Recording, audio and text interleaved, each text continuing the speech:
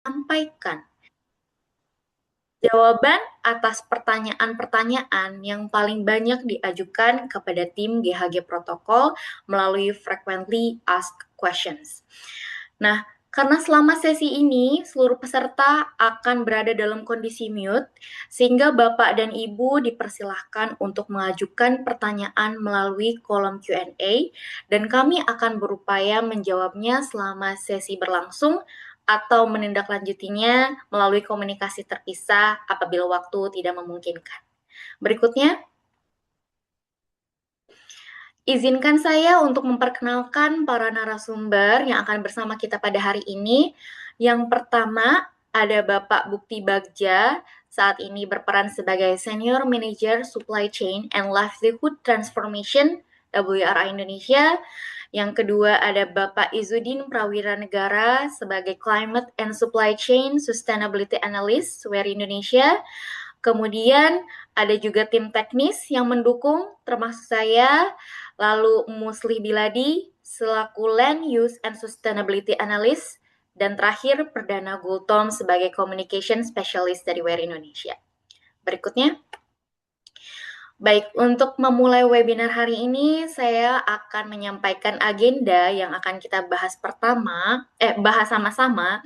Yang pertama ada perkenalan WRI Indonesia, gambaran umum framework GHG Protokol, gambaran umum Land Sector and Removal Standard, serta survei kebutuhan pengguna.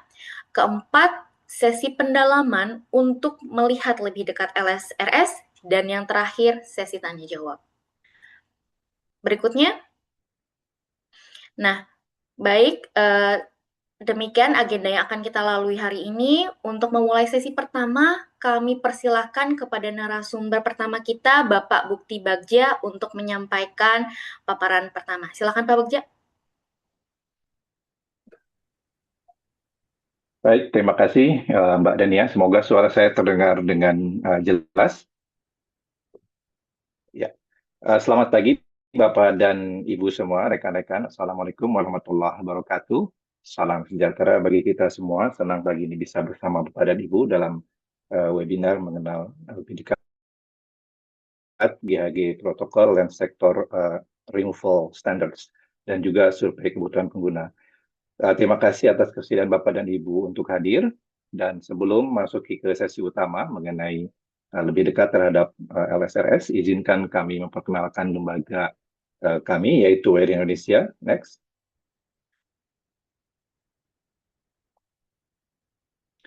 Ya, WRI Indonesia adalah organisasi penelitian independen. Kami mendefinisikan diri kami sebagai organisasi nirlaba yang kerjasama dengan berbagai pihak, dari mulai pemerintah, bisnis, lembaga multilateral, dan juga kelompok masyarakat sipil untuk mengembangkan solusi-solusi yang praktis dalam rangka meningkatkan kehidupan masyarakat dan memastikan alam dapat berkembang secara baik di Indonesia. Kami menjadi bagian dari jaringan WRI Global, meskipun kami adalah entitas nasional yang didirikan sebagai yayasan pada tahun 2014. Kami bekerja di 5 isu utama ya, seperti yang bisa Bapak dan Ibu lihat di screen, dari mulai hutan dan penggunaan lahan, kemudian hingga ke isu-isu oceans. Lanjut. Ya, lokus kerja kami saat ini, kami bekerja dari mulai Aceh hingga ke Papua, cukup luas. Di masing-masing provinsi ada berbagai kegiatan yang barangkali typical diperlukan untuk kegiatan tersebut. Bagi Bapak dan Ibu yang berkegiatan di masing-masing lokasi tersebut, bisa berkoordinasi dengan rekan-rekan kami di lapangan jika diperlukan. Lanjut. Ya, dari sisi pendekatan, ada transisi sistem yang saat ini menjadi fokus kami.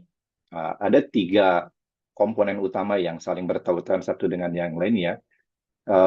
Berpokok pada isu mengenai climate, yaitu mendorong mitigasi dan adaptasi untuk mencegah kenaikan suhu global di bawah 1,5 derajat, sementara dengan tetap memperhatikan masyarakat dan pemukiman tetap dilengkapi dengan dibekali dengan peralatan dan juga keperluan-keperluan yang bisa membuat masyarakat menjadi masyarakat yang tangguh dan bisa beradaptasi terhadap perubahan iklim. Ini berpadu dengan transisi di sektor nature dan juga people, di mana ekosistem harus tetap sehat dan mendukung kesejahteraan dari planet bumi. Dan manusia harus tetap memenuhi kebutuhan dasarnya, sehingga transisi bisa terjadi secara adil, merata, dan sejahtera.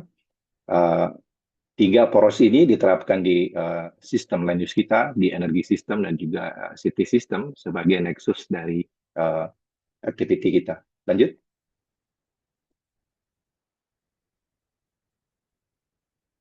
Baik, izinkan saya sedikit mengulas mengenai GHG protokol. Saya rasa Bapak dan Ibu yang hadir pada pagi hari ini adalah para pelaku usaha ataupun pihak-pihak yang terkaitan dengan uh, sektor lahan, di mana uh, permintaan global dan juga tekanan dari publik untuk kontribusi dari sektor lahan terhadap penanganan perubahan iklim juga semakin tinggi ya. Saat ini kami melihat bahwa banyak pihak yang mengantisipasi dan menunggu terbitnya standar terkait dengan sektor renewable standar ini. Dan tentu saja pertanyaannya adalah apa keterkaitan dari standar LSRF ini bagi bisnis masing-masing.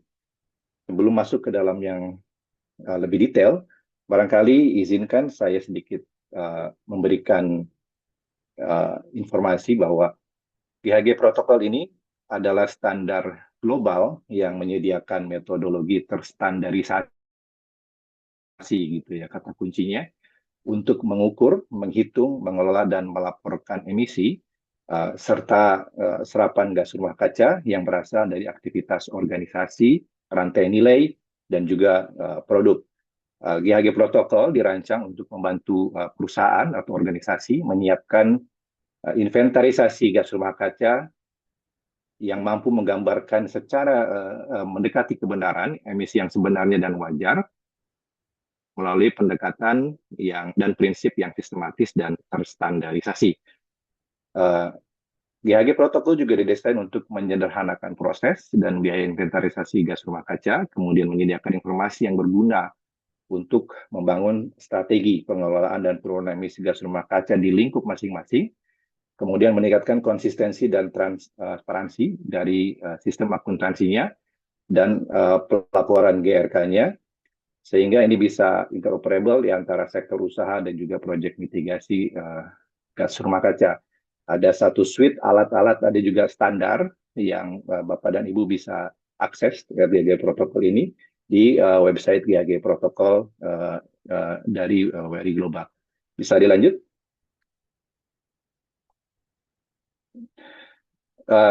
Seiring dengan perkembangan isu mengenai pemanasan global dan juga perubahan iklim, GHG protokol perlahan menjadi infrastruktur global yang memungkinkan emisi gas rumah kaca diukur, dibandingkan dan dikelola secara sistematis lintas negara dan lintas sektor. Sedikit saya sampaikan bahwa saat ini berdasarkan data-data yang kami himpun, ada lebih kurang 18.000 perusahaan yang melaporkan emisi mereka ke platform disclosure CDP setiap tahunnya, dan mereka menggunakan framework GHG protokol, dan kapitalisasinya sekitar 60% dari kapitalisasi global. Kemudian ada lebih dari 4.000 perusahaan yang berpartisipasi di dalam Science Based Target Initiative, juga menggunakan GHG protokol sebagai backbone accounting sistemnya. Kemudian pada tahun 2023, kurang lebih 97% perusahaan S&P 500 itu melakukan pengungkapan atau disclosure kepada CDP juga dengan menggunakan framework GHG protokol. Dan saat ini GHG protokol memiliki lebih dari 10 standar dan guidance yang bisa Bapak Ibu akses, yang menggambarkan kedalaman cakupan spektrum yang di cover oleh GHG protokol. Ilustrasi di samping memperlihatkan positioning dari GHG protokol ya di dalam ekosistem global dalam penurunan dan mitigasi emisi gas rumah kaca, di mana GHG protokol sama FPCC ada di jantungnya.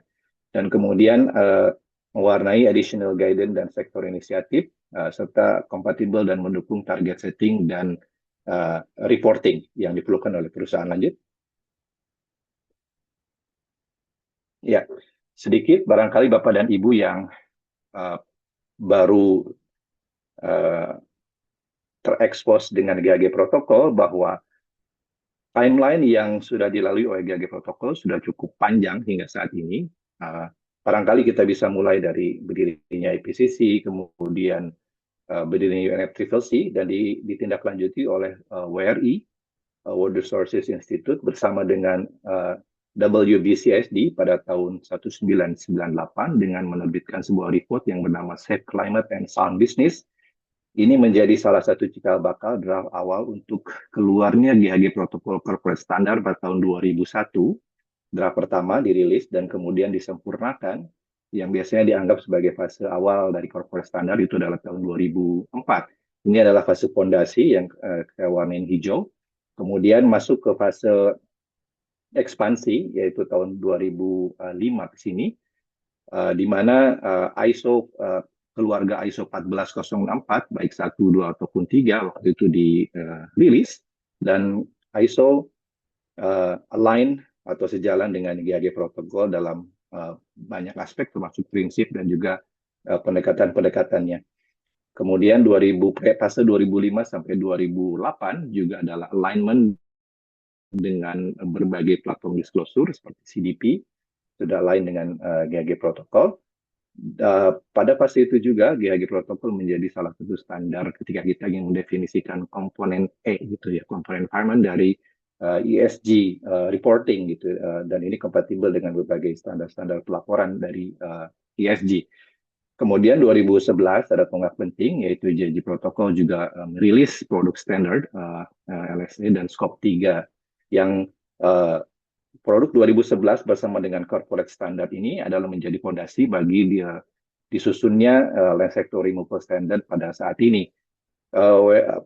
GHG protokol juga mendapatkan momentum yang lebih kuat itu setelah 2015 Paris Agreement, di mana diluncurkan platform untuk komitmen target setting menuju net zero di bawah Science Based Target Initiative, di mana WRI bersama dengan CDP, WWF, dan United Nations Global Compact meluncurkan platform SBTI.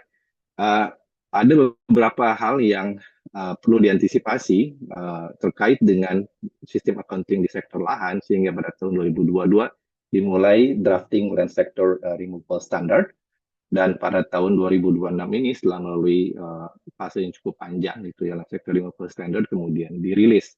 Kira-kira timeline-nya seperti itu. Lanjut.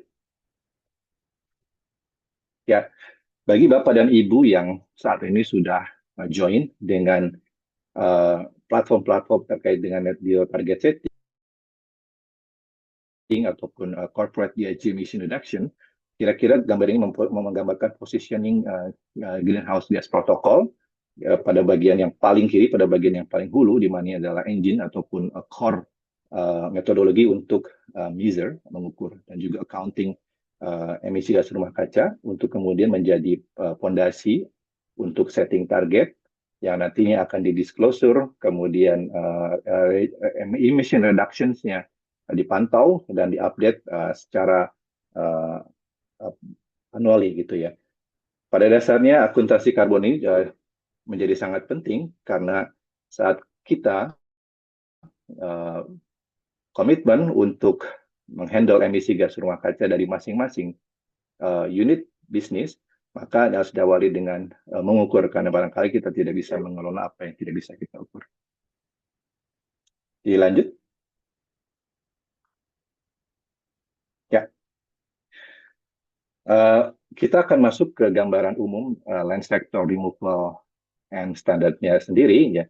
Pertama, barangkali izinkan saya menyampaikan sedikit mengenai proses dan juga governance dari land sector removal standard ini, gitu ya. Nah, peluncuran LRS ini telah melalui proses multi-stakeholder yang cukup panjang, dikembangkan secara kolaboratif oleh para ahli yang tergabung dalam technical working groups, yang diorganisir oleh sekretariat atas arahan dari advisory committee dan juga tentu melalui persetujuan dari steering committee. Saat ini sudah ada lembaga baru dalam governance, yaitu Independent Standard Board, yang akan mengawal aspek teknis dari standar-standar yang ada di GHG Protocol. GHG Protocol LSRS ini adalah standar global pertama untuk accounting emisi dan juga removal gas rumah kaca di sektor pertanian. Kalau Bapak dan Ibu simak, barangkali sektor pertanian sendiri saat ini berkontribusi cukup signifikan terhadap emisi global. Kurang lebih seperempat dari emisi global, bahkan bisa mencapai sepertiga jika memasukkan sistem food secara umumnya. Standar LRS ini dikembangkan untuk memenuhi permintaan dari sektor usaha di basis lahan dan pada dasarnya untuk menutup long standing gap yang selama ini ada, berupa tidak adanya standar yang mampu merefleksikan secara lengkap dan konsisten source dan sink dari usaha-usaha yang berbasis lahan. Saat ini LSRS diharapkan menjadi standar pertama yang bisa cukup robust dan unified ya untuk mengatur accounting removal, tidak hanya emission gitu ya, baik secara natural ataupun secara technological. Bapak dan Ibu barangkali juga menyimak bahwa IPCC sendiri telah menyatakan bahwa dalam skala luas, dalam large scale, removal itu cukup esensial ya untuk memastikan pemanasan global tidak melewati level 1,5 derajat Celcius gitu ya. Dan hingga saat ini barangkali baru GHG protokol LSRS ini yang secara efisien gitu yang mengadres isu removal ini.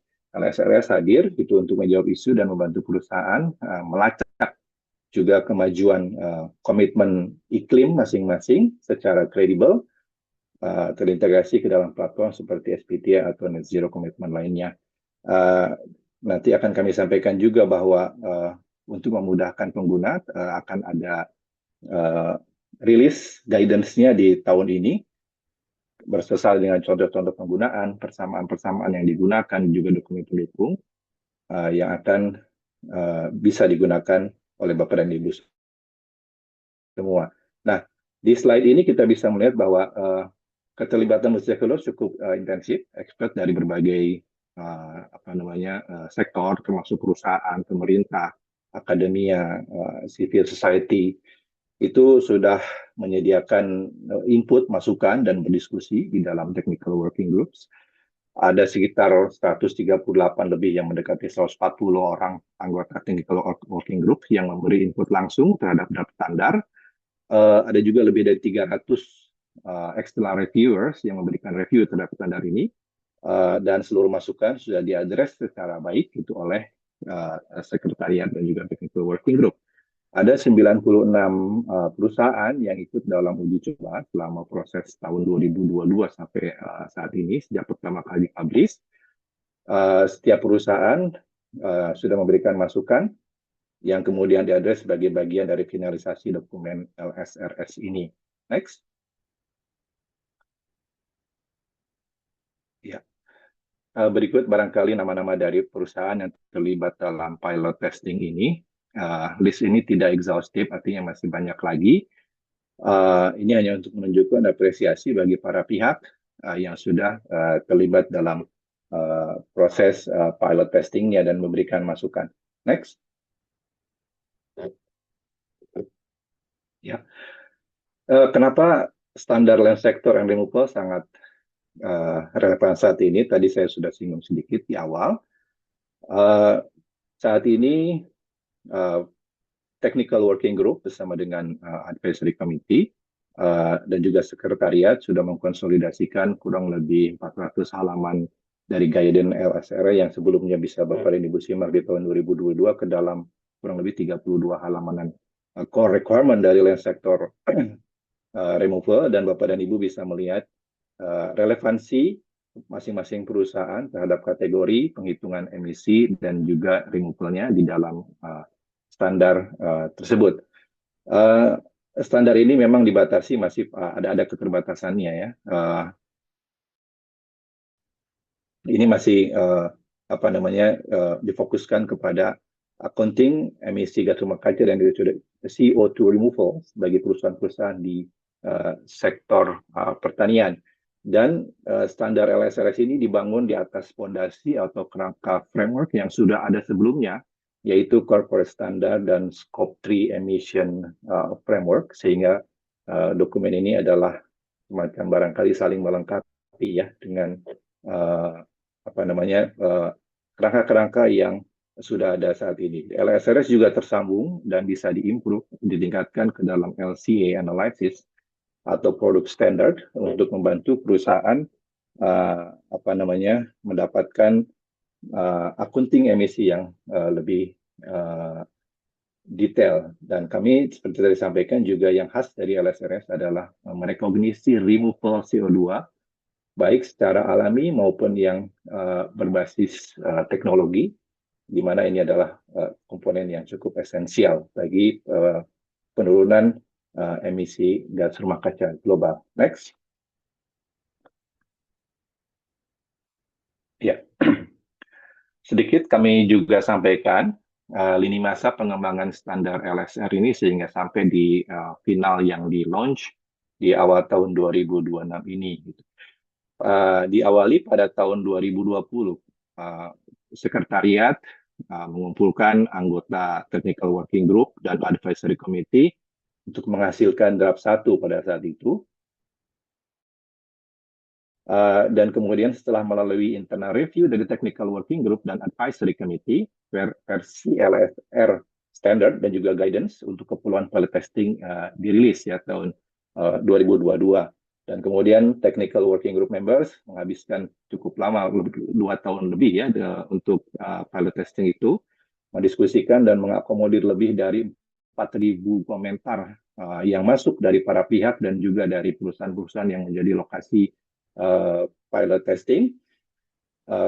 Kemudian masukan-masukan itu dijadikan untuk finalisasi dan draftnya kemudian diajukan ke Advisory Committee. Kecuali ada 2 isu yang belum bisa di-solve, yaitu pertama mengenai isu agricultural leakage, termasuk tracking metriknya ya. Kemudian yang kedua, forest carbon accounting. 2 hal tersebut masih dikecualikan. 2 isu tersebut tidak bisa konsensus atau putus di TWG dan AC, sehingga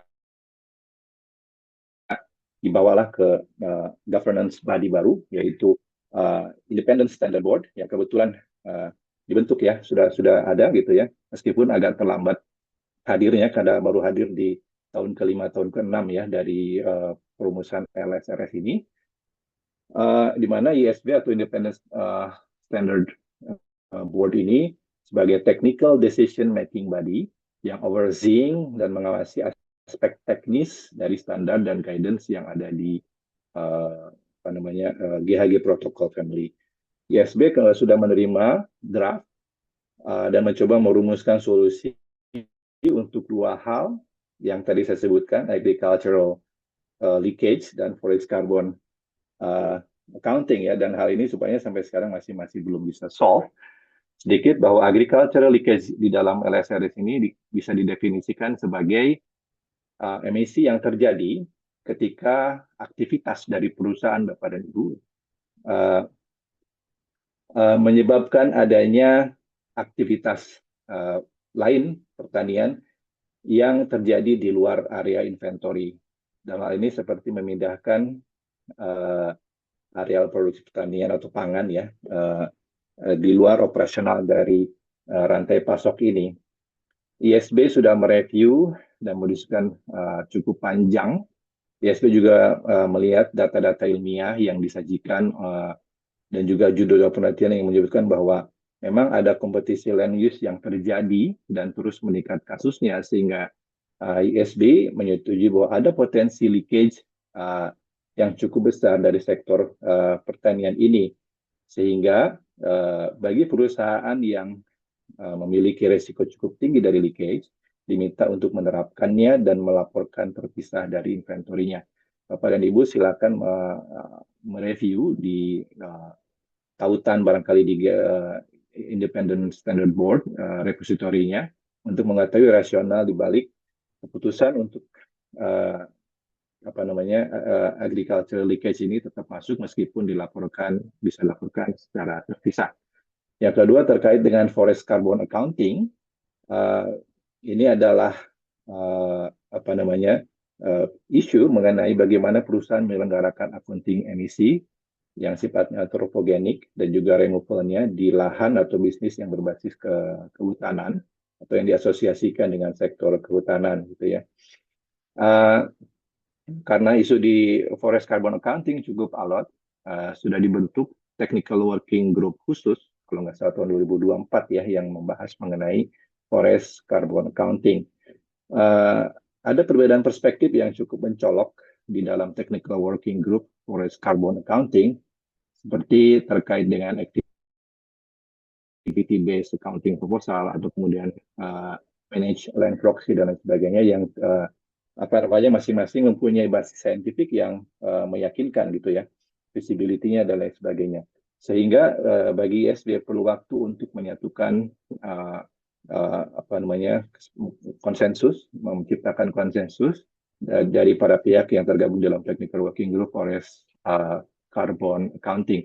Dan steering committee pada tahun 2025 akhir kemarin akhirnya memutuskan bahwa meskipun masih akan dibahas untuk forest carbon accounting ini dan menghindari penundaan lebih lama dari LSRS yang sudah diantisipasi, maka LSRS tetap di launching dan forest carbon accounting tidak masuk di dalam scope LSRS dan sekarang dalam tahap pengumpulan informasi agar bisa digunakan untuk update. Lanjut. Ya, sedikit mungkin menggambarkan use case sebagai disampaikan sebelumnya bahwa standar kita LSRS ini dibangun di atas framework yang sudah ada sebelumnya, yaitu corporate standard dan juga Scope 3 framework. Nah, siapa yang perusahaan-perusahaan yang relevan dan perlu menggunakan GG protokol LSRS ini, yaitu adalah perusahaan-perusahaan yang sedang mengembangkan atau melaksanakan inventarisasi gas rumah kaca, di mana aktivitas di sektor lahan cukup signifikan dan atau memilih untuk melaporkan CO2 removal yang ada di lingkup inventarisasinya. Ini bisa saja perusahaan dengan kontrol sendiri terhadap lahan pertanian cukup signifikan, perusahaan yang kontrol lahan, seperti misalnya di sektor pertanian, tanaman pangan, barangkali itu ya, perkebunan, atau mungkin range peternakan dan sebagainya. Atau perusahaan di dalam rantai pasok komoditas yang berbasis lahan, termasuk yang membeli atau purchasing, konsumsi, memproses atau menjual produk pertanian dalam volume yang signifikan, barangkali bisa digunakan sebagai contoh perusahaan makanan gitu ya, pakan ataupun serat, bioenergi, feedstock termasuk dalam biofuel. Dan perusahaan yang bergerak, yang ketiga adalah perusahaan yang bergerak di bidang removal CO2, yang capturing CO2 dan kemudian menyimpannya di dalam geologic reservoir. Perusahaan-perusahaan yang bergerak di isu removal CO2 ini bisa mereka yang memiliki perusahaan tersebut atau kontrol proses penerapan teknologi removalnya. Seperti barangkali sekarang sudah ada direct air capture dan juga fasilitas carbon capture lainnya. Kemudian perusahaan-perusahaan yang terlibat dalam transportasi juga itu bisa menggunakan LSRS ini gitu ya. Lanjut. Ya, saya coba ambil meskipun use case ini juga tidak exhaustive ya, masih banyak use case yang lainnya.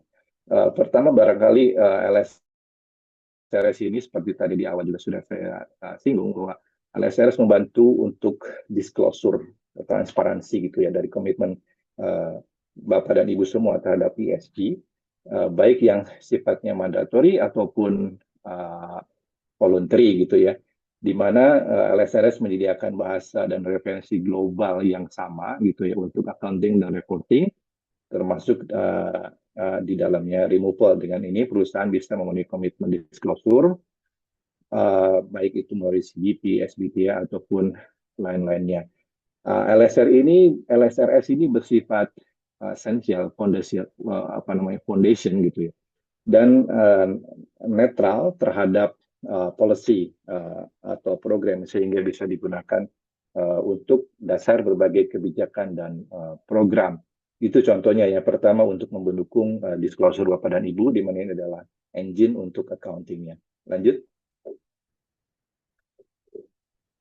Ya, standar LLS juga bisa untuk tracking. Saat ini barangkali sektor AHAN itu tadi sudah saya sampaikan representing kurang lebih 22% dari emisi antarbon global tahunnya ya gitu. Sehingga bagi IPCC segala bentuk removal baik natural atau teknologi itu menjadi sangat esensial untuk memastikan pemanasan tidak lebih dari 1,5 derajat Celcius dan untuk mencapai target net zero seperti Paris Agreement. Untuk keperluan penetapan dan tracking progres menuju net zero ini, LSNS menjadi fondasi metode accounting yang robust dan reliable, kemudian kompatibel juga dengan berbagai platform untuk setting komitmen seperti SBTi flag dan lain sebagainya. Dan harapannya ini bisa menjadi tools yang membantu reputasi bisnis Bapak dan Ibu yang bergerak di sektor lahan atas transparansi dan komitmennya terhadap target setting menuju net zero. Silahkan dilanjut.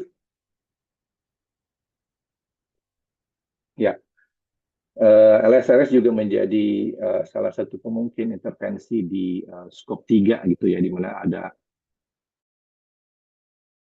updating bagaimana skop 3 bisa baik itu dari sebabnya emisi maupun removalnya bisa diikut sertakan di dalam laporan emisi gitu ya. Ada fleksibilitas yang disajikan oleh LSRS terkait dengan level traceability yang bisa digunakan oleh Bapak dan Ibu dalam penghitungan skop 3 emisinya. Bisa kepada sourcing region atau bisa sampai ke level plot. Guidance yang sediakan di LSRS ini bisa mendukung Bapak dan Ibu klaim mengenai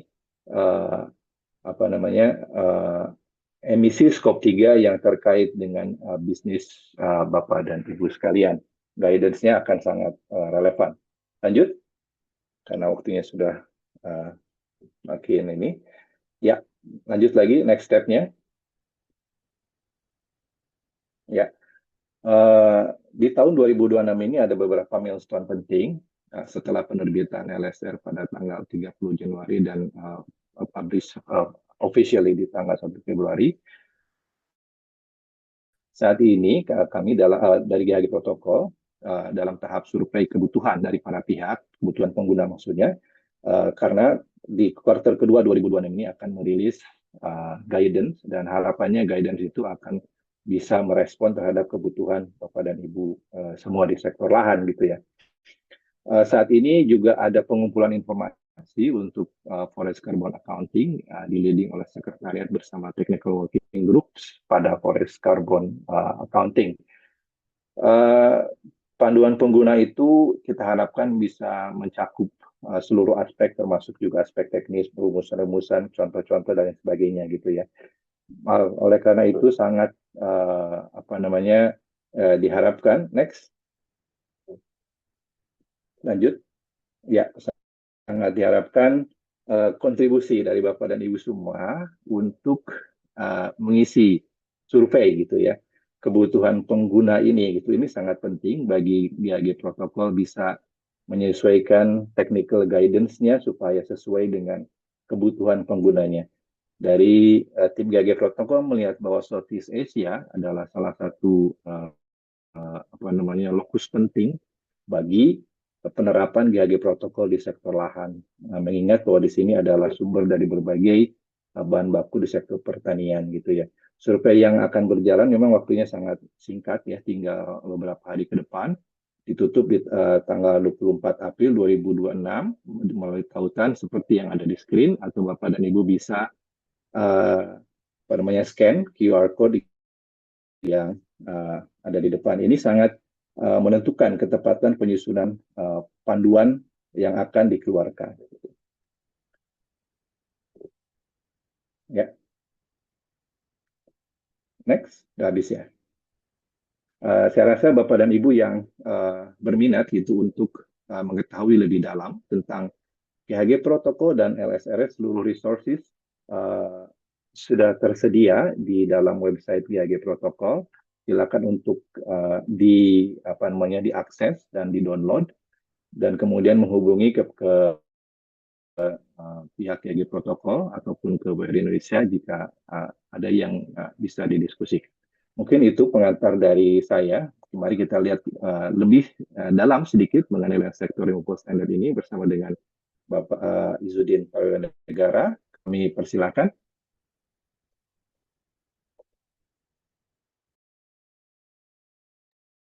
Iya, selamat pagi Bapak Ibu kalian. Selamat pagi menjelang siang ya sekarang ya. Apakah Bapak Ibu dapat melihat slide-nya ya? Sudah. Oke. Terima kasih banyak Pak Bagja, terima kasih banyak Dania dan Musli dan rekan-rekan sekalian. Kita akan langsung masuk ke dan sektor and renewable standard. Sebenarnya isi dari land sector and renewable standard apa sih? Pertama bagian tentu kita pertama bagian pertama itu adalah introduction, terus kemudian dasar-dasar prinsip-prinsip dasar dari accounting itu sendiri. Terus kemudian bagian dua ini yang tebal Bapak Ibu. Isinya bagaimana kita menghitung standar-standar yang dalam perhitungan, metodologi yang dipakai dalam berhitung, terus kemudian batasan-batasan, dan lalu rekomendasi terkait dengan kompilasi perhitungan di dalam land sector. Selain itu juga ada perhitungan dalam removals, geological removals. Dan bagian ketiga, bagaimana dari perhitungan tersebut pendefinisian, decision making untuk melakukan aksi-aksi mitigasi. Dan yang terakhir, pelaporan dan assurance. Mungkin yang pertama kali yang mendasar adalah bagaimana, apa sih perbedaan dari land sector and removal standard dengan land sector and removal guidance di draft tahun 2022. Yang pertama adalah kalau kita bicara soal kategori akuntansi yang wajib dan opsional, yang pertama ialah LSRS itu memecah land management ke dalam land management net biogenic CO2 emissions. Land management net biogenic CO2 emission itu sesimpel adalah emisi CO2 karbon stok yang hilang akibat manajemen lahan secara berkelanjutan, baik dari proses membajak tanah ataupun dari wetland drainage atau drainase lahan gambut. Dan yang kedua adalah land management production emission berkaitan dengan input pertanian ataupun livestock ataupun ternak ataupun juga bahkan kalau mau Bapak Ibu masukkan emisi dari pembakaran bahan bakar fosil atau emisi-emisi yang lainnya di lahan, di kebun atau di land management unit. Nanti kita bahas land management unit secara opsional bisa dimasukkan ke dalam sini, ke dalam land management production emission. Dan yang ketiga terkait dengan biogenic product CO2 emissions. Ini yang membedakan, ini yang menjadi pembeda antara corporate standard, di mana di dalam corporate standard ketika kita melaporkan emisi pembakaran, emisi oksidasi ataupun dekomposisi dari biofuel ataupun packaging yang lainnya sebelumnya dilaporkan sebagai biogenic CO2, tapi emisi CH4, emisi N2O dimasukkan sebagai physical. Di land sector and removal mendefinisikan lebih detail, membuat dua kategori. Kategori A jika tertentu, kategori B jika tertentu. Nanti kita akan bahas lebih detail. Kemudian mewajibkan juga adanya land carbon leakage bagi pengguna, bagi organisasi yang relevan, dan land occupation ini wajib untuk keseluruhannya. Kalau kita bicara soal kategori accounting ini, di dalam sektor yang renewable, tidak hanya sektor lahan, Bapak Ibu. Bahkan kalau kita buka baik-baik lebih detail, dalam bahasa migas, enhanced oil recovery itu memungkinkan untuk dihitung sebagai renewable dengan prasyarat tertentu. Dan juga seperti program carbon capture and storage, direct capture dari CO2 dari udara, dan juga pembangkitan dari bahan baku biomasa yang CO2-nya secara langsung diinjeksi ke dalam bumi juga bisa masuk. Kita kembali ke dasar Bapak Ibu. Dalam GHG, dalam inventarisasi emisi GRK ada istilahnya skop 1, skop 2, dan skop 3. Sesederhananya adalah skop 1 itu adalah emisi yang muncul akibat kegiatan organisasi kita secara langsung. Dengan emisi skop 2, skop 3 itu muncul secara tidak langsung akibat dari kegiatan operasional, kegiatan organisasi kita. Contohnya ketika kita menggunakan listrik, tentu listrik tersebut harus diproduksi, harus digenerasi di dalam pembangkit-pembangkitan yang untuk Indonesia dimiliki oleh PLN. Karena kita memakai listrik tersebut dibangkitkan. Itu masuk ke dalam skop 2. Karena kita membeli produk dari supplier kita memproduksi bahan baku tertentu. Supplier tersebut dalam memproduksinya mengeluarkan emisi. Dan itu masuk ke dalam skop 3. Sederhananya demikian. Dengan LSRS, gambar ini mungkin bagi yang sudah melakukan training ataupun pelatihan dengan WERI Indonesia sudah sering melihat gambar ini. Ya, bisa kita gambarkan dalam skop 1 juga memasukkan alih fungsi lahan, manajemen lahan, kebakaran lahan dan hutan, dekomposisi gambut, dan lain sebagainya. Pertanyaannya lalu, Bapak Ibu, alih fungsi lahan, manajemen lahan, atau emisi dari dalam sektor itu di mana di dalam skop 3? Itu masuk ke dalam barang dan jasa yang dibeli ataupun kategori-kategori lainnya. Ketika sektor itu ada dalam rantai pasok kita atau rantai nilai industri kita. Dan di dalam LSRS ada satu pendefinisian baru selain daripada batas organisasi, batas operasional, ada yang namanya batas spasial. Di sini batas spasial ini menjawab lahan apa sih, land management unit apa yang masuk dalam perhitungan inventarisasi emisi GRK kita. Dalam artian yang masuk ini adalah sejauh mana kita tahu sumber-sumber bahan baku kita, sejauh mana kita tahu sumber bahan baku ataupun end of life dari bahan baku yang kita proses. Ketika kita tahu, bisa dibilang kalau dalam industri lahan mungkin sering sekali terdengar istilah traceable to plantation atau traceable to farm, itu masuk ke dalam yang paling bawah itu harvested area dan land management unit. Kalau kita pakai case industri sawit, sourcing region itu adalah sourcing region satu mil atau pengolahan pertama pasca produk dari lahan. Dan kemudian jurisdiksi kita berbicara soal seluruh negara ataupun provinsi ataupun kabupaten, Bapak Ibu, dan global ketika kita nggak tahu sama sekali produk kita dari mana ataupun produk yang kita peroleh ataupun produk itu ends up atau end of life dan downstreamnya di mana, itu kita pakai batas spatial boundary secara global. Dan ini berlaku untuk skop 1, skop 2, dan juga skop 3, Bapak Ibu. Dan kalau kita bicara soal ketertelusuran, di sini kan kalau spatial boundary kita berbicara soal ketertelusuran dalam rantai supply chain kita. Kita berbicara soal prasyarat-prasyarat. Ketika kita mau memasukkan akuntansi removal, tentu organisasi yang mau melakukan akuntansi removal harus mampu menunjukkan ketertelusuran secara fisik, baik itu mass balance ataupun yang lainnya, segregation, identity preserve. Dan batas paling terakhir adalah sourcing region itu sendiri. Dan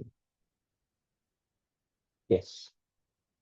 Dan persyaratan ketertelusuran untuk sementara ini, GHG Protocol and Sector and Removal Standard secara spesifik mendefinisikan dan menjelaskan ketertelusuran secara fisik, mungkin produk.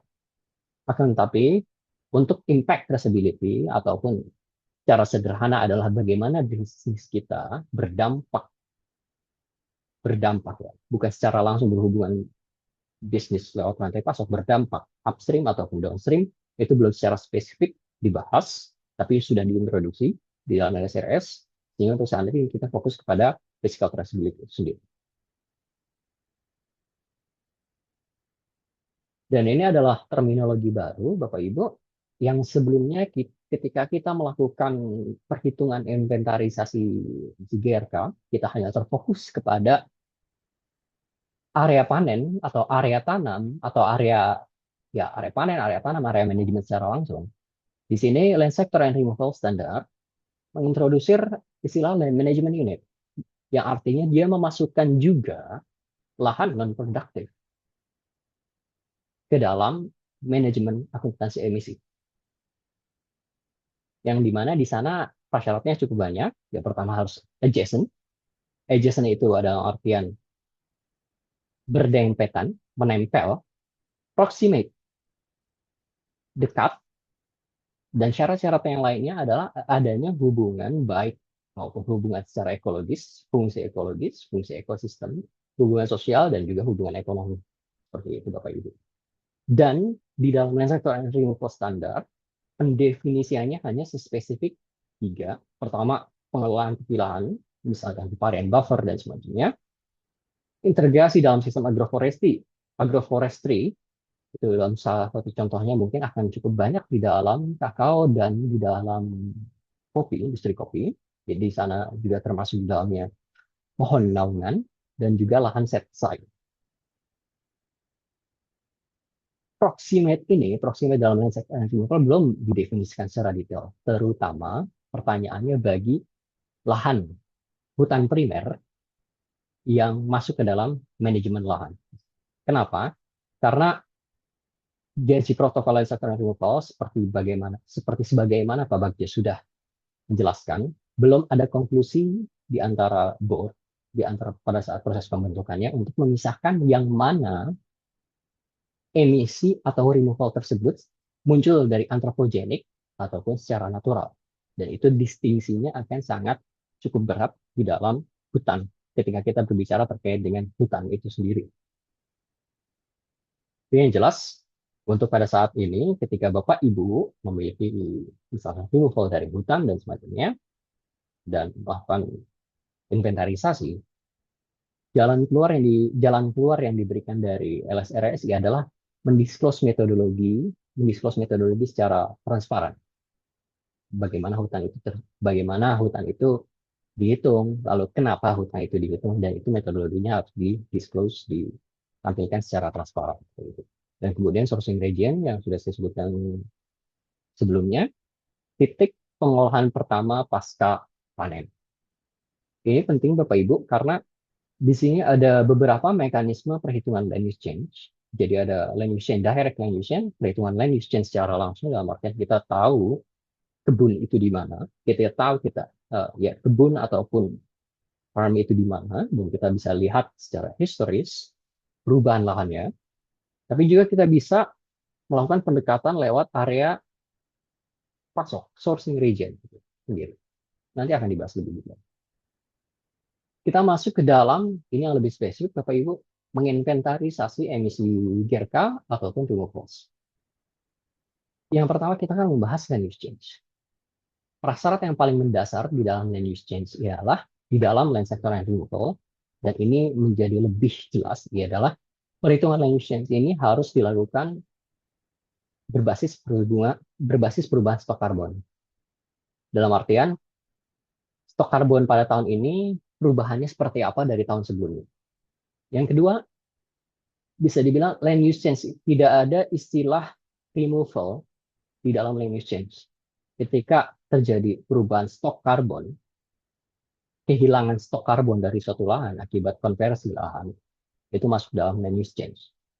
Dan kemudian perhitungan land use change ini adalah perhitungan gross. Jadi karbon stok sebelumnya, ketika terjadi konversi lahan, karbon stok immediately secara langsung di tahun yang sama setelahnya.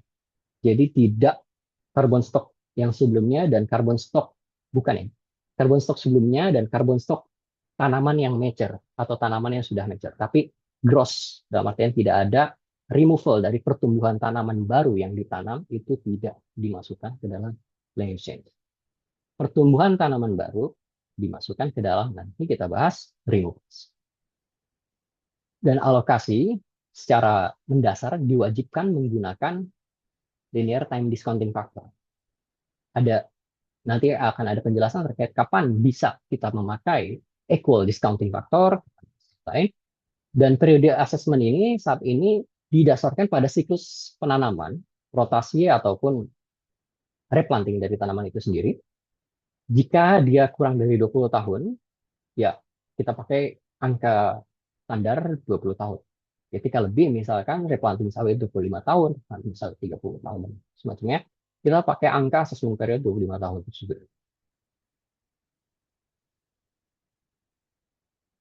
Dan ini pendekatan menghitung land use change ada 3. Pertama, statistical land use change. Itu sesimpel kita menggunakan emission factor. Kita cuma tahu emission factor dari misalkan ya Bapak Ibu. Misalkan produk kita adalah produk supplier kita adalah FFB atau TBS. Pengaliannya sesederhana TBS dikali emission factor. Itu adalah yang disebut dengan statistical land use change. Ketika kita menghitung direct land use change, kita berbicara soal analisis spasial lewat GIS, berapa hektar lahan yang berubah, yang terjadi land konversi di dalam assessment period. Kalau periode replanting kita 25 tahun, berapa assessment period, berapa bagaimana kejadian land konversi lahan 25 tahun ke belakang. Ini bisa dilakukan dari jurisdictional land use change dengan kita mencontohkan ke area sourcing region kita, lebih spesifik di situ. Kemudian elemen level, tentu ketika kita sudah punya data spesifik sumber bahan pasok kita dari mana. Dan ini kembali lagi ke batas spasial, karena ini cukup penting. Yang tadi ya Bapak Ibu, area tanam, land management unit, sourcing region, jurisdiction, dan global. Dan yang kedua, kita masuk ke dalam land carbon leakage di sini. Ini menjadi salah satu kondisi yang wajib, dan mungkin kalau di Indonesia, karena kita pemakai biofuel, ini menjadi sangat relevan. Pertama, siapa sih yang wajib, organisasi apa yang wajib mendisclose, yang wajib menghitung land carbon leakage dari aktivitas mereka? Pertama, pengguna biofuel. Kedua, paling simpel, pengguna packaging ataupun kalau dalam contoh yang sederhananya adalah pengguna plastik yang berasal dari misalkan dari singkong, ataupun ketika perusahaan downstream mengubah packagingnya mereka dari plastik menjadi misalkan bahan baku biomasa yang bisa didaur ulang, itu perlu dihitung dengan carbon leakage. Asumsi saintifiknya adalah ketika terjadi korelasi yang cukup, ketika terjadi switch atau perubahan bahan baku pangan yang tujuannya adalah untuk konsumsi manusia ataupun konsumsi hewan, pakan. Ketika itu di switch atau diproses untuk berubah menjadi yang lain, kayak misalnya seperti packaging ataupun biofuel, terjadi korelasi tinggi dengan ekspansi lahan di tempat lain untuk memenuhi kebutuhan pangan dan pakan yang hilang akibat perubahan tujuan produk tersebut. Dan kemudian yang kedua adalah ketika perusahaan mengurangi kegiatan produksinya untuk misalkan mengurangi kegiatan produksinya untuk menanam tanaman sebagai bagian dari removals di situ, itu juga masuk. Kemudian pengurangan dari produktivitas akibat perubahan manajemen lahan itu juga applicable di sini. Cuman yang paling applicable di dalam akuntansi land carbon leakage balik yang sebelumnya adalah penggunaan biodiesel. Karena bisa dibilang semua industri, mungkin hampir keseluruhan industri di Indonesia menggunakan biodiesel. Dan bagaimana sih menghitung land carbon leakage ini? Land carbon leakage ini dihitung lewat penggunaan carbon opportunity cost.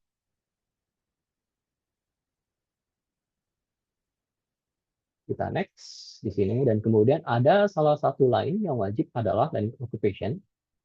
Perhitungan land occupation itu land occupation itu didefinisikan sederhana jumlah lahan yang digunakan atau dipakai untuk dalam periode waktu tertentu untuk memproduksi suatu produk.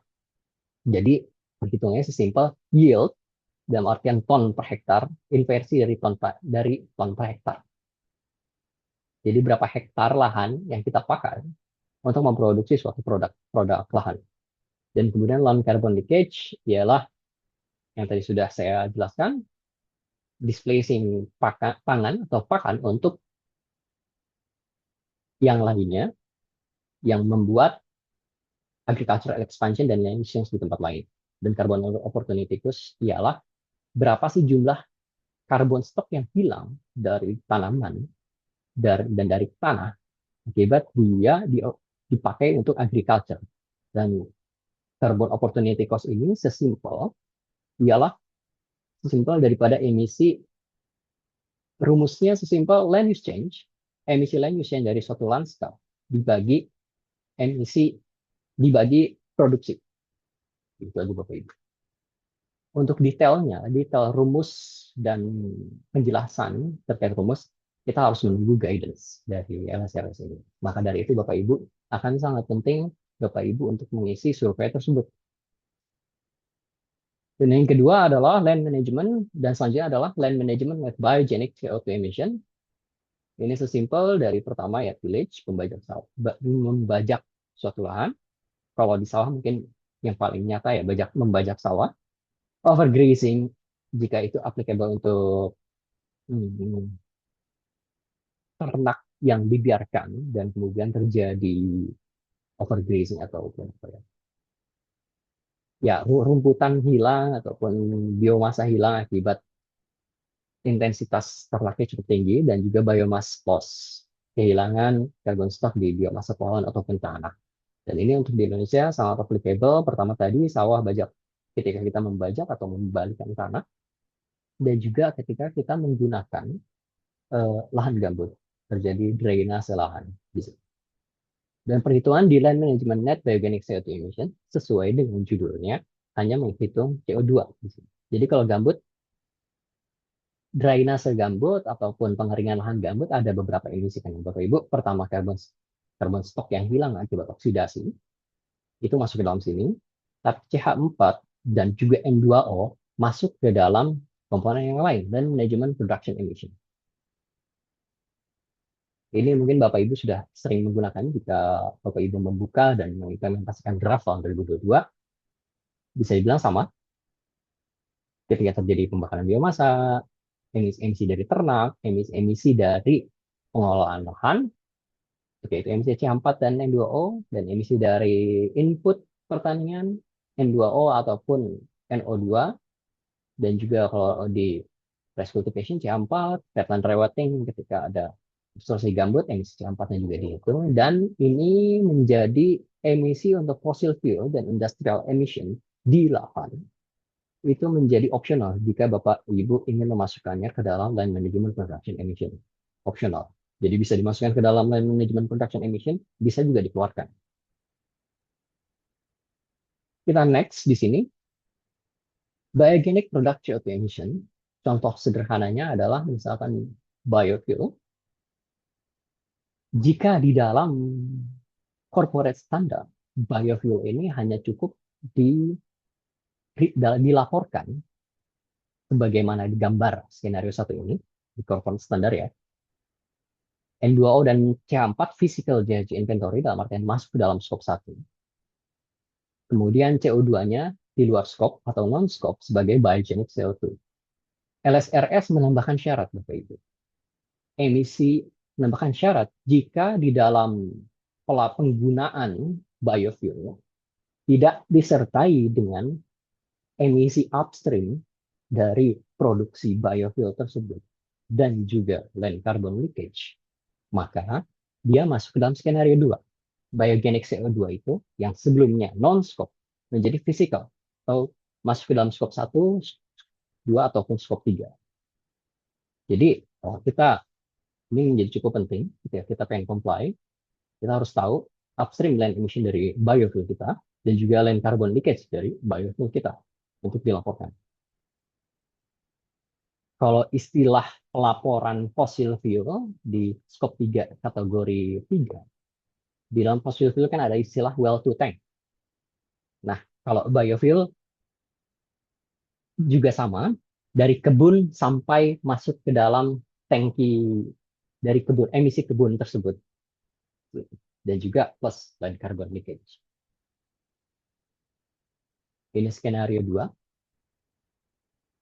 Dan pendekatannya seperti apa sih? Jadi kalau misalkan pembakaran biofuel berbasis tanaman, contoh-contohnya Bapak Ibu, penguraian material berbasis tanaman, pembakaran gas alam terbarukan. Terus kemudian kita muncul pertanyaan, bagaimana jika biometana itu muncul dari waste? Seperti misalkan metan capture dari pome. Itu itu tidak perlu untuk saat ini, yang saya pahami itu tidak perlu dimasukkan karena itu adalah bagian dari waste. Kecuali karena biometana dari pome bukan merupakan produk utama di dalam industri sawit itu sendiri. Berbeda dengan fatty acid methyl ester ataupun HVO dan HEFA. Penguraian material berbasis tanaman, misalkan sorry, tekstil, katun, kemasan berbasis nabati ataupun tadi ya plastik berbasis singkong dan semacamnya, ini sangat relevan di downstream scope 3 industri FMCG, sorry, karena dari plastik di switch berubah menjadi bio-based itu merupakan bagian dari emission reduction program mereka, dan ini juga harus dihitung dampak upstream terhadap emisi dalam sektor lahan tersebut akibat penggunaan biomasa ini seperti apa. Lalu kita masuk ke dalam removals. Removals ini jadi di dalam LSRS memungkinkan kita untuk menghitung removals. Baik eh, removals yang memang secara intentional removals seperti misalkan agroforestry ataupun dari pohon cover shade trees, pohon naungan di situ, ataupun dari pertumbuhan biomasa tanaman. Itu Bapak Ibu. Tapi prasyarat-prasyaratnya ada beberapa prasyarat. Yang pertama, perhitungannya itu harus berbasis pada stock change, jadi perubahan karbon stok dari secara tahunan, ataupun kita memakai model perubahan stok karbon dalam 5 tahun berdasarkan model yang kita punya, yang kita buat sendiri. Dan juga ketika kita melaporkan removal scope 3, itu kita juga harus melaporkan, harus lengkap pelaporan produk tersebut. Misalkan Bapak Ibu membeli kopi, melaporkan removal di dalam supplier Bapak Ibu, karena kopi dari agroforestry, syaratnya adalah ketika kita ingin melaporkan removal dari produk kopi yang kita beli itu harus sudah lengkap Bapak Ibu life cycle kopi tersebut di situ. Dan juga dalam pelaporannya nanti removal ini harus secara terpisah dilaporkan. Jadi jadi kita melaporkan emisi skop 1, skop 2, skop 3, fosil and industrial dan sektor. Kita melaporkan removal skop 1, 3, kategori-kategorinya apa. Jadi kalau Bapak Ibu investor gitu, perbankan juga bisa melaporkan removal ketika perbankan tersebut menginvestasikan untuk kegiatan ataupun kegiatan pertanian yang menghasilkan removals itu sendiri di situ. Untuk kualitas data ini harus spesifik ke tempat terjadinya removals tersebut. Dalam artian tidak hanya tempat ini menjadi lebih spesifik karena ketika kita bicara soal pool ataupun kolam di mana karbon itu terserap, ada yang namanya above ground biomass, below ground biomass, lalu kemudian ada soil carbon. Di situ harus dilaporkan terpisah. Jadi nggak bisa secara broad, secara umum dalam satu lahan net removal-nya sekian. Jadi harus lebih spesifik lagi Bapak Ibu.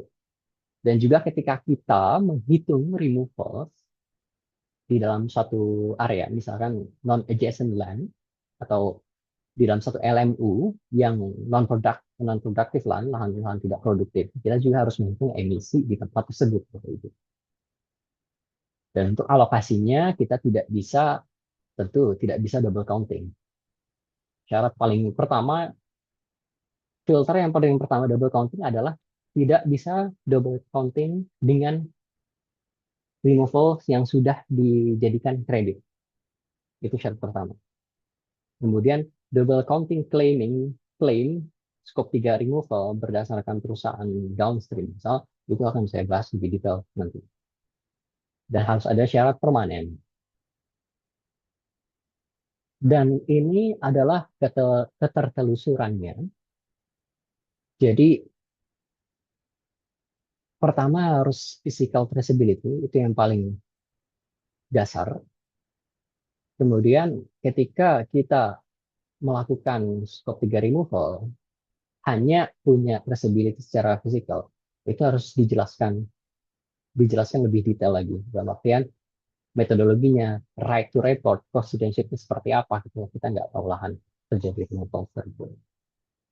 Untuk menghindari double counting dengan perusahaan-perusahaan yang melaporkan scope 3 removal.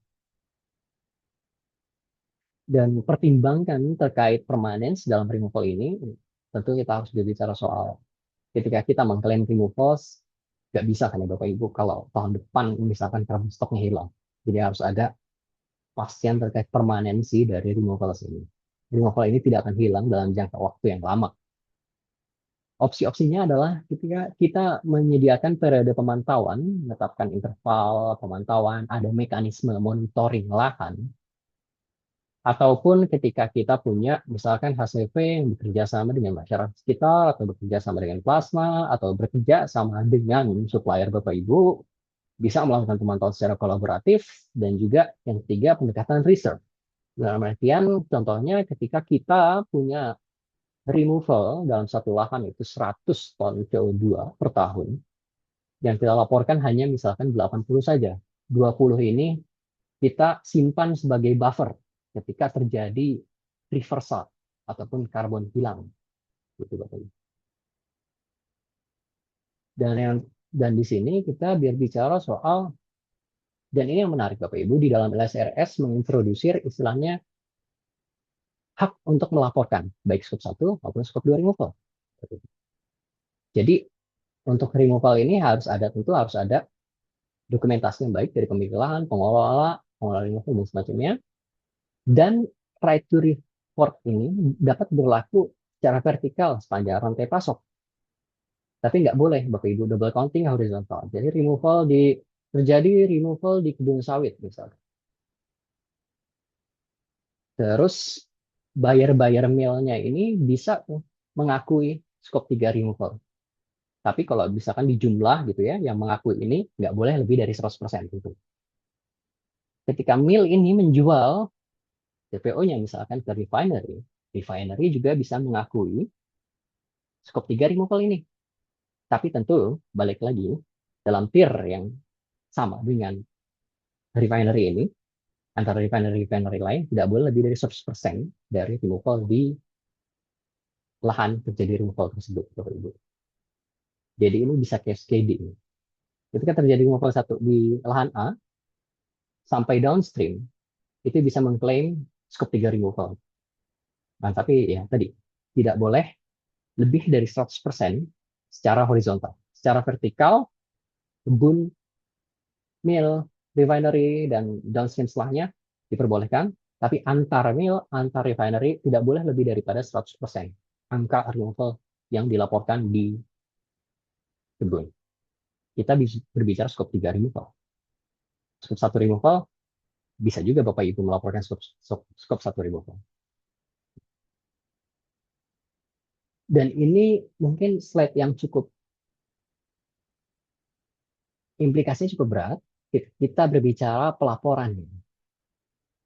Bagaimana sih pelaporannya itu sendiri? Mungkin yang lebih mudah, kita masuk ke bagian yang kanan, batas operasional ini. Pelaporan skop 1 dan skop 2 harus dilakukan terpisah dalam unit ton dan unit ton CO2 ini. Jadi emisinya itu emisi dari sektor lahan, land use change, land management net biogenic CO2 emissions, emisi dari land management production emission dari input kebun, solid waste, industrial wastewater, poming, domestic wastewater ketika Bapak Ibu misalkan mengurus sendiri wastewater dalam kantornya, ataupun emisi dari stationary combustion, emisi dari mobile combustion, skop 1 dan skop 2 harus dilaporkan terpisah dalam unit ton dan unit ton CO2-nya. Skop 3 baru boleh Bapak Ibu diagregasi dalam ton CO2 ini. Dan kemudian kita bicara kategorinya. Kategorinya dengan adanya LSRS dipecah antara emisi dari fossil fuel dan industrial emission. Fossil fuel dan industrial emission dengan emisi di sektor lahan. Dan emisi sektor lahan ini ketika kita ingin melaporkan emisi sektor lahan itu harus emisi per subkategorinya harus ditampilkan, climate change emission dan manajemen biogenic dan manajemen production emission dan seterusnya, dan biogenic product emissions. Jadi mungkin contohnya adalah ketika kita menggunakan biofuel di dalam di dalam stationary combustion, laporannya ada 6 baris Bapak Ibu. Untuk skop 1, fossil fuel dari biofuel, gasnya CO2, CH4, N2O, dan part di mana ketika kita ketika kita melaporkan emisi penggunaan bahan bakar blend biofuel akan ada 6 kolom Bapak Ibu.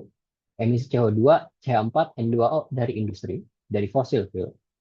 Emisi CO2, CH4, N2O dari land emission itu sendiri. Nanti di dalam kategori 3, skop 3, supaya biogenic itu tidak dimasukkan ke dalam fisikal ataupun skop 1 dari land emission, di skop 3 kategori 3 harus dimasukkan juga fossil fuel, emisi fossil fuel well to tank berapa, kemudian emisi dari blend, dari part, dari sebagian yang biofuel tersebut berapa, lalu ada land carbon leakage, itu betul. Dan di sini untuk gross CO2 flux ini yang lain.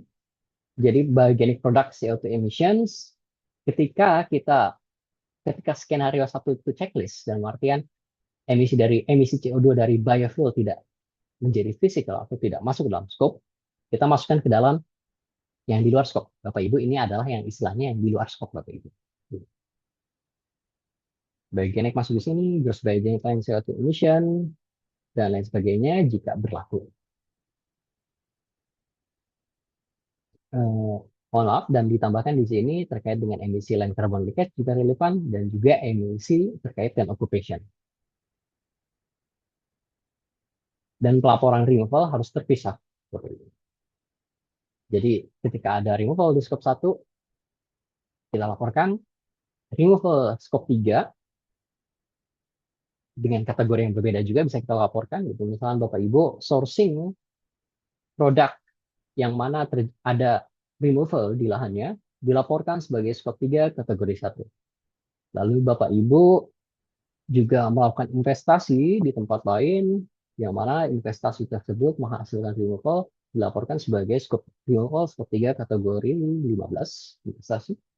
Franchise, ketika franchise Bapak Ibu punya removal, bisa dilaporkan juga.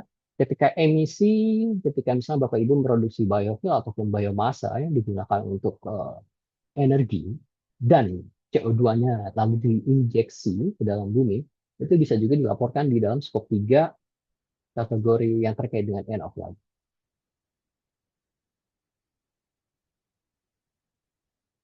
Bapak Ibu, sejujurnya ini cukup banyak yang baru, dan bisa dibilang jangka waktu sampai 2027 LSRS itu, implementasi LSRS di 2027 ini cukup singkat. Maka dari itu WRI Indonesia kita menyediakan satu alat berbasis website untuk melakukan inventarisasi emisi GRK. Saat ini status running sudah running 100%. Implementasi guidance terkait dengan LSRS sudah 90%.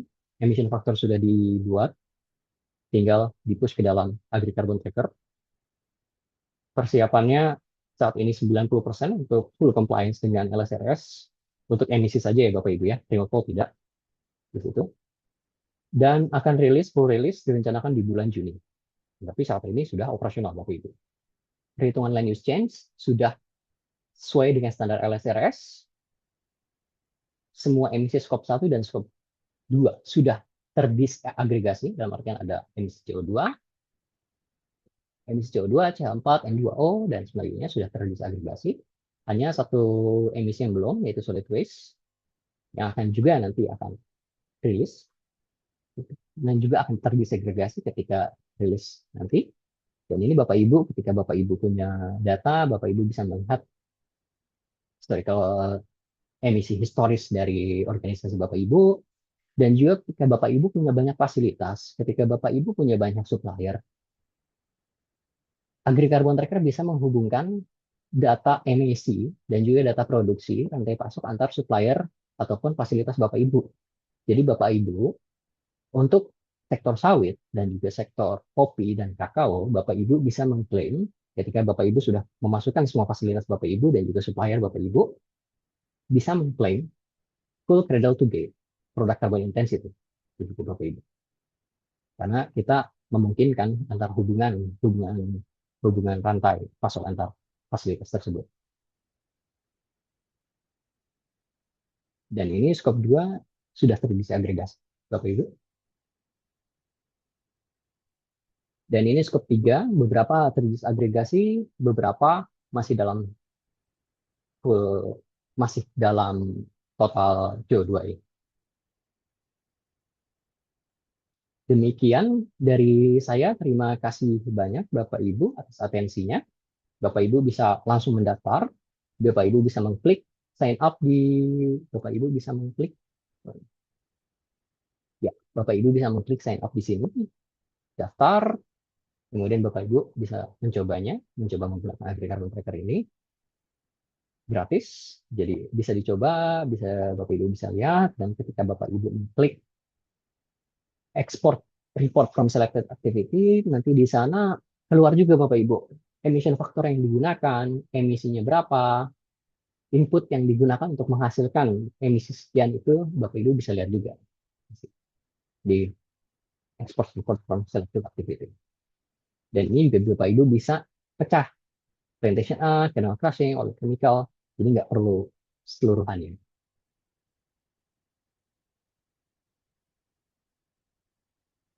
Terima kasih banyak. Saya kembalikan ke Dania. Baik, terima kasih banyak. Tadi dari narasumber awal, Bapak Bukti Bagja dan juga Bapak Izu atas pemaparannya yang sangat komprehensif. Dan dalam kurun waktu hampir 90 menit, kita telah mendapatkan diskusi yang sangat kaya, mulai dari pemahaman mengenai GHG protokol, proses pengembangannya, posisinya dalam penetapan target net zero seperti apa, struktur dan isi standar, termasuk kategori akuntansi, persyaratan removal, pelaporan, serta supporting tools AgriCarbon Tracker. Selain itu, izinkan saya untuk mengingatkan rekan-rekan, penting untuk dicatat bahwa GHG Protokol saat ini sedang mengumpulkan masukan dari para pengguna untuk menyesuaikan technical guidance GHG Protokol, terutama LSRS, dengan kebutuhan pengguna. Oleh karena itu, partisipasi dan masukan dari Bapak Ibu menjadi sangat krusial, mengingat Bapak dan Ibu merupakan pengguna utama yang memahami tantangan dan kebutuhan nyata di lapangan. Oke, selanjutnya kita akan mulai dengan menjawab beberapa pertanyaan yang paling banyak diajukan kepada GHG Protokol yang kami rangkum menjadi 11 pertanyaan frequently asked question. Baik, untuk pertanyaan pertama kami persilakan kepada Bapak Bukti Bagja untuk memberikan tanggapan. Next slide.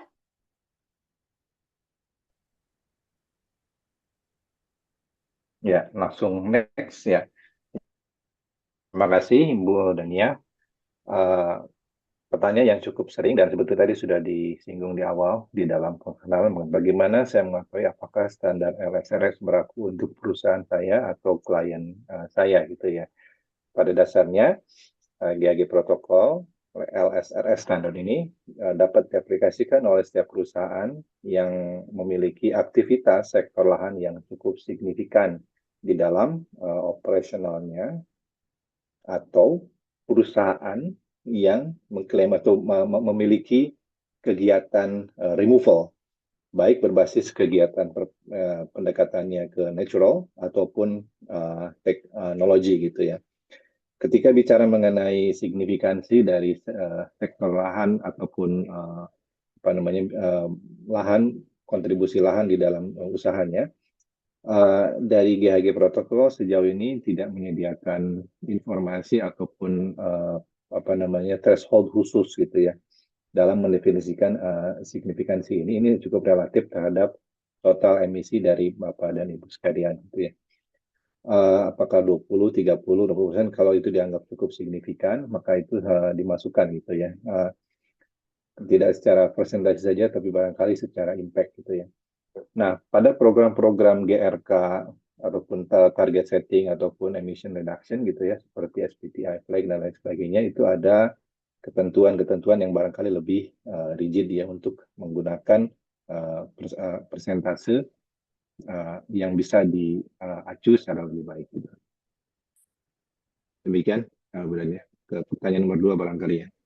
Silakan Pak Bagji juga untuk Ya. melanjutkan pertanyaan kedua. Ya, ini salah satu yang cukup banyak, tapi ini juga tadi sudah cukup diulas, sehingga saya juga mungkin cepat saja ini mengapa standar LSR ini masih mengecualikan akuntansi karbon hutan atau forest carbon accounting, dan bagaimana seharusnya perusahaan melaporkan emisi dan penyampaian untuk sementara itu gitu. Ini perlu diulang lagi karena barangkali Bapak dan Ibu ada yang dari sektor kehutanan gitu ya, dan ingin mencoba itu menerapkan GHG protokol bahwa forest carbon accounting ini membahas tentang emisi CO2 dan lingkungan dari lahan hutan atau landscape non produktif lainnya. Nah, karena sekarang masih ada hal-hal yang belum bisa dikonsensuskan di antara technical working group yang terkait dengan forest carbon accounting, maka ini masih dibahas di dalam independent standard board. Oleh karena itu, Bapak dan Ibu yang barangkali di sektor kehutanan itu akan sangat membantu jika mengeksplor di dalam website Independent Standard Board dari GHG Protokol, memberikan masukan tentang forest carbon accounting ini, karena ini sedang dalam tahap pengumpulan informasi saat ini. Dikhususkan untuk supaya tidak mengganggu itu peluncuran, sehingga tetap LSRS diluncurkan, dan ini masih dikecualikan dari pelaporannya. Gitu. Barangkali saya kembalikan lagi ke Bu Dania. Baik, mungkin kita langsung aja beralih ke pertanyaan ketiga. Kami persilahkan Bapak Izu untuk memberikan tanggapan. Iya, apakah LSRS mengubah cara pelaporan emisi biogenic? Yes, tentu LSRS mengubah kembali kepada requirement nomor 17 ini, yang sebelumnya di dalam corporate standard menjadi default bahwasannya emisi, misalkan kita melakukan menggunakan biofuel untuk mobile combustion atau di kendaraan, default di dalam corporate standard adalah melaporkan emisi CO, N2O dan juga CH4 dalam scope 1 mobile combustion dan juga CO2 non-scope. Tapi di dalam LSRS mengintroduksi dua skenario ini. Ketika biofuel tersebut, ketika kita punya emisi upstream dari biofuel tersebut, land emission dari biofuel tersebut, dan juga land carbon leakage dari biofuel, kita bisa melakukan pelaporan yang sama dengan corporate standard, dengan tambahan memisahkan part biofuel dengan yang fosil, kalau itu adalah blend. Seperti itu. Skenario kedua, ya tadi ya, ketika kita tidak punya data land emission dari biofuel tersebut, tidak ada data dari land carbon leakage, maka semuanya masuk dalam physical. Dalam artian masuk ke dalam skop 1, ataupun skop 2, ataupun skop 3. Begitu Bapak Ibu. Ya, terima kasih Pak Izu. Mari kita lanjut lagi ke pertanyaan berikutnya. Pak Izu untuk nomor 4. Oh iya, apakah yang dimaksud dengan kebocoran leakage di bidang pertanian dan kapan perusahaan diwajibkan untuk mempertanggungjawabkan kebocoran tersebut? Ya, pertama tentu balik lagi tadi aktivitas yang menggunakan biogenic product di luar biogenic product di luar pakan maupun pangan dan juga aktivitas yang mereduce. Jadi istilahnya kalau kita pakai pengguna dan produsen biofuel itu masuk dalam leakage. Yang kedua, aktivitas emission reduction atau emission removals yang mengurangi produktivitas dari satu lahan dalam memproduksi pangan ataupun pakan. Seperti itu Bapak Ibu. Mungkin yang bagian yang kedua ini aktivitas yang mengurangi produktivitas lahan ataupun displacing lahan itu mungkin sudah umum ya dalam project REDD Plus gitu ya. Karena dengan ada REDD Plus, agriculture tidak bisa memproduksi dan juga akan ada leakage gitu. Biasanya perhitungan leakage ini sudah sangat common di dalam REDD Plus dan juga program ARR. Tapi tambahannya di dalam LSRS selain itu adalah tadi pengguna, produsen, biogenic product, baik untuk fuel ataupun untuk packaging. Baik, terima kasih Bang Izu. Untuk para ibu bapak yang apabila ada pertanyaan silahkan tulis di kolom chat karena betul karena kita dalam kondisi mute ya para partisipasinya ya sehingga kami feel free untuk menulis di kolom chat. Silakan lanjut untuk nomor 5 Pak Izu. Bagaimana perusahaan dapat mengatasi tantangan ketertelusuran untuk menentukan batasan spasial mereka? Mungkin ini saya akan membutuhkan Pak Bagja sebagai ahli di bidang Baik, Pak Izu. traceability. Ya, ini memang diulang lagi ya karena traceability untuk skop 3 accounting itu cukup krusial gitu ya. Pertama bahwa traceability di dalam LSRS ini mendefinisikan bagaimana perusahaan mampu tracking emisi atau removalnya gitu ya. Jadi yang di tracking terkait dengan emisi atau removalnya atau dampak dari perusahaan itu dari barang dan jasa yang dibeli atau dijual. Jadi bisa ke arah hulu ataupun ke arah hilir dari operasionalnya. Sebagai contoh perusahaan yang memproduksi makanan dia akan mengambil bahan baku dari lahan pertanian, maka perusahaan tersebut perlu menelusuri emisi sepanjang rantai pasoknya. Kemampuan perusahaan untuk menghasilkan accounting yang presisi dan baik sangat ditentukan oleh sejauh mana perusahaan bisa mendefinisikan boundary dari inventory yang sedang dilakukan seperti tadi Pak Izu sudah sampaikan. Itu sangat ditentukan oleh sejauh mana visibility atau kemampuan perusahaan mendefinisikan areal sourcing dia gitu ya. Yang ditampilkan di screen ini adalah urutan fleksibilitas gitu ya untuk penentuan batas kita, batas traceability kita tergantung dari informasi yang digunakan gitu ya. Dari mulai yang paling atas hingga yang paling bawah yang paling detail gitu ya. Nah dalam kasus misalnya perusahaan memiliki keterbatasan dalam menggunakan traceability dan faktor emisi yang precise ke lahan pertanian, maka perusahaan menggunakan faktor emisi rata-rata yang biasanya didapat dari database LCA global ataupun jurisdiksi tertentu yang sesuai dengan karakteristik usahanya dan karakteristik aktivitinya sepanjang perusahaan mengetahui sourcing jurisdiksinya dari mana gitu ya. Nah, kalau dilihat semakin ke bawah maka tingkat akurasinya akan semakin baik gitu ya. Jika perusahaan bisa menelusuri ke titik awal di mana barang itu dikumpulkan, itu yang disebut dengan sourcing region ya. Kalau misalnya tidak sampai ke farm ya, tapi sampai di sourcing region itu misalnya silo atau tempat pengumpulan biji-bijian mungkin kayak grain ataupun kedelai ataupun maka sampai level itu juga masih bisa diterima meskipun bisa jadi farm-farm yang terhubung ke sourcing point itu akan berbeda-beda sehingga yang digunakan adalah rata-rata saja dari seluruh firm yang terkait ke situ gitu ya. Jika perusahaan bisa sampai tracking sampai ke apa namanya ke spatial boundary-nya sampai ke land management-nya, ini yang barangkali paling optimal gitu ya untuk mengakomodir penghitungan emisi dari skop 3.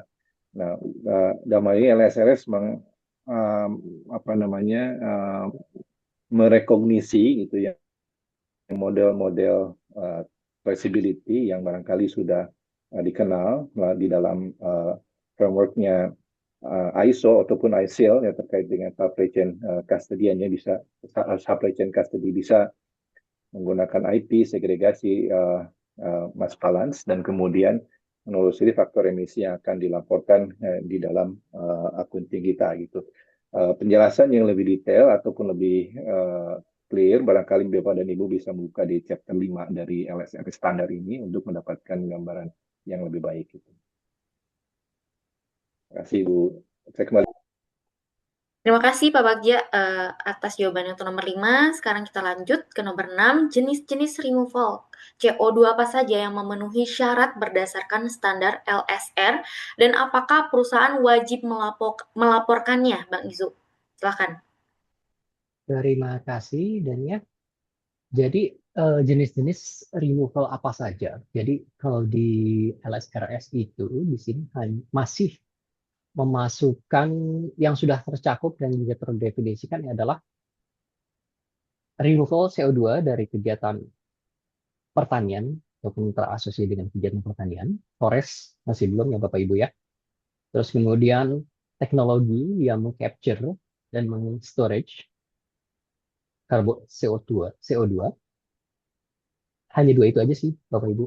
Dan seperti contohnya mungkin removal dari sektor forestry, kegiatan sektor forestry, lalu dari blue carbon seperti mangrove ataupun wamun, atau ya dua itu ataupun yang nantinya berkaitan dengan produk biomasa produk yang memproduksi produk biomasa lalu karbon yang terembedded di dalam produk tersebut itu juga belum dihitung. Jadi masih spesifik dari renewable yang terasosiasi dengan kegiatan pertanian, termasuk di dalamnya kegiatan pertanian itu yang saya sebutkan sebelumnya di non-productive land, yang harus ada hubungan langsung dengan kegiatan pertanian, dan juga CCS, Carbon Capture and Storage. Saya kembalikan ke badannya. Oke, kita lanjut ke nomor 7, masih untuk Oh, Pak oke. Izu. Ya, jadi kalau rekomendasi, ya, ini mungkin jadi pintu peluang ya bagi perusahaan downstream untuk bekerja sama dengan petani-petani ataupun uh, stakeholder yang berada di upstream untuk melakukan kerjasama terkait dengan pengembangan renewables. Dan di sana berkaitan dengan permanence, tentu tadi sudah disebutkan kayak misalkan kita punya mekanisme monitoring lahan, monitoring ACP, monitoring pertumbuhan carbon stock. Jadi tidak hanya memonitor, juga memantau pertumbuhan carbon stock itu seperti apa, memonitor dari terjadinya reversal, baik dari kebakaran dan sebagainya.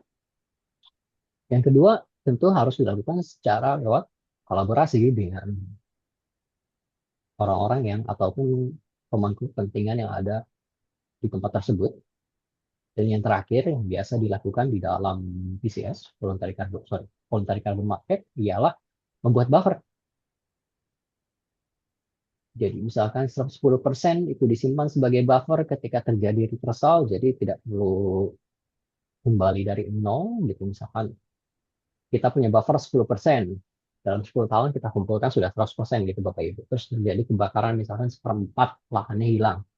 Nanti kan buffer ini bisa mengakomodasi reversal harus dilaporkan, tapi akan ada buffer yang mengakomodasi untuk urusan permanensi ini.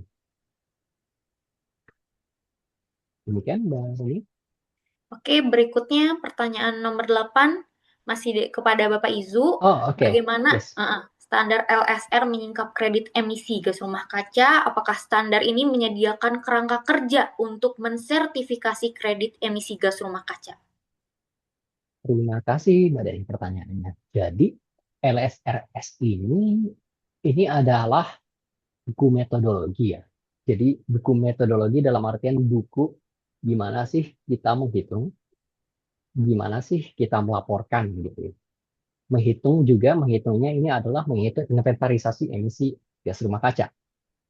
Jadi, nah kalau kita berbicara terkait dengan kredit, metodologi dasar dari perhitungan kredit ini adalah eh, bisa project accounting, bisa juga inventarisasi juga bisa. Akan tetapi LSRS ini adalah cara menghitung, tapi dan dia tidak menyediakan mekanisme ataupun mekanisme pelaporan, mekanisme verifikasi untuk bagaimana kredit itu misalkan ditransfer, mensertifikasi kredit dan semacamnya. Jadi untuk urusan kredit itu akan tergantung pada misalkan voluntary carbon market yang Bapak Ibu pasar karbon yang Bapak Ibu lakukan gitu, ataupun kerangka kebijakan negara yang memungkinkan adanya cap and trade itu tergantung dari sana. LSRS adalah buku cara menghitung dan juga cara melaporkan. Begitu sih Bapak Ibu. Oke, pertanyaan berikutnya. Nomor 9, Pak Izu, bagaimana kalau standar LSR berkaitan dengan inisiatif penetapan target iklim dan kerangka kerja pengungkapan informasi? Oke. Ini mungkin nanti akan saya minta bantuan dari Pak Bagja ya. Jadi kalau LSRS ini untuk inisiatif penetapan target iklim, yes, DHG protokol bekerja sama dengan kayak standar setter seperti standar setter itu penetapan standar net zero seperti SBTI, karena SBTI dalam dokumen awalnya yang flag itu sudah ter-anchor atau menjangkar ke GAG protokol. Balik ke saya sebelumnya, GAG protokol ada alat hitung, SBTI adalah mekanisme disclosure dan mekanisme pembuatan target setting yang sesuai dengan standar sains. Gitu. SBTI biasanya nanti kayak misalkan standar setter, SBTI, dan sebagainya, menjangkarkan kepada GAG protokol terkait cara hitung dan cara pelaporannya. Itu mau SBTI, mau nanti juga disclosure di stock exchange ataupun stock exchange, yes, stock exchange, European dan semacamnya, itu nanti akan ya menjangkarkan ke cara hitung inventarisasi emisinya GAG protokol. Dan ini GAG protokol ini mungkin nanti akan berkaitan akan ada pertanyaan terkait dengan ISO.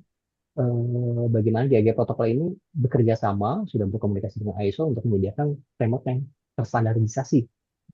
Jadi kita nggak perlu apa ya.